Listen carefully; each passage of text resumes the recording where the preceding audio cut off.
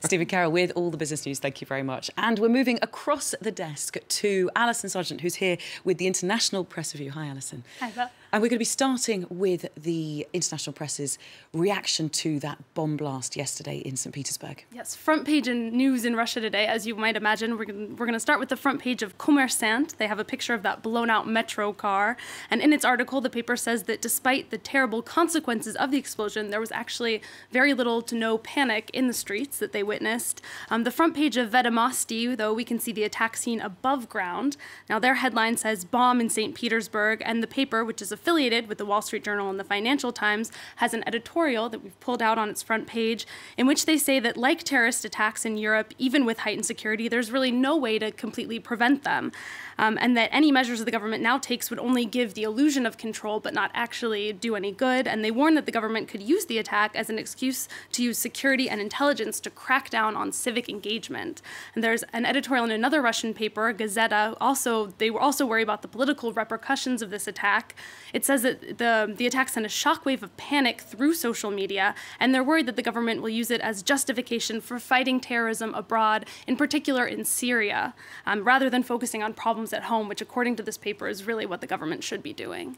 Well, and as well as all that sort of finger-pointing and that idea of panic, there's also, in a Russian newspaper, the Moscow Times, some focus on solidarity. Yeah, the Moscow Times says that St. Petersburg is shaken but remains strong. The paper compares this attack to the bombing of a Moscow train station in 2010, and they say that during that attack, taxi drivers ripped off customers who were trying to get to and away from the scene, but that yesterday was a totally different story, and that taxi services and rideshare companies offered free rides, public transportation was free, and there was a social media campaign actually also to help people make it home. Well, let's go over to India now, where Tibet's spiritual leader, the Dalai Lama, is on a tour of the northeastern part of the country. Is that right? Yeah, that's right. And this area has a special significance to the Dalai Lama because that's the first place in India he came when he fled Tibet back in 1959 under threat from the Chinese. On Sunday, he met with an Indian guard who actually helped him escape. That's the photo. You see the two of them there in The Guardian today. They say it was quite an emotional meeting for the two men. And now today, the Dalai Lama will be continuing his tour with a trip to the city in the region of Arunachal Pradesh. That's an area in northeastern India that China actually claims it has sovereignty over. So China is not happy about this visit, and you can read about why in this magazine on international affairs in the Asia-Pacific, The Diplomat. China considers the region to be part of southern Tibet and therefore a part of China. And according to The Diplomat, China very closely monitors all of the movements of the Dalai Lama, who they call an anti-China separatist. Meanwhile, the Indian paper, the Hindustan Times, warns that this visit could be very bad for relations between India and China. The Chinese government has already issued pretty strong statements prior to this visit, which has been known about for a while.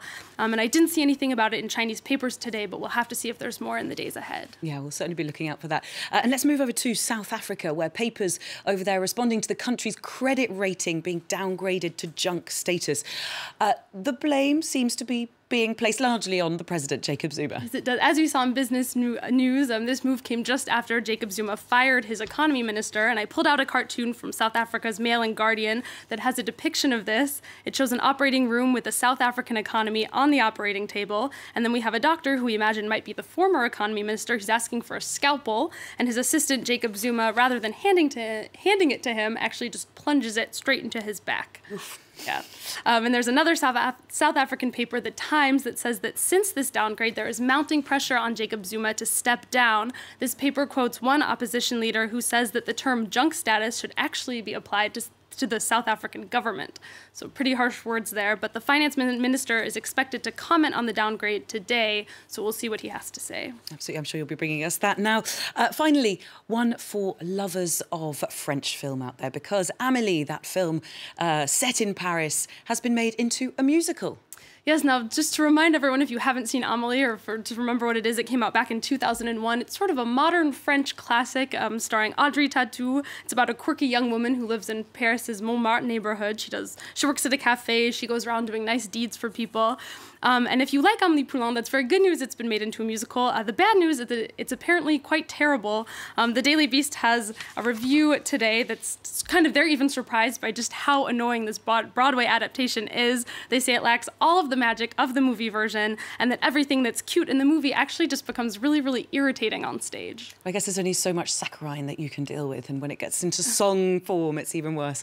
Alison Sargent, thank you very much for a run through all the international press there.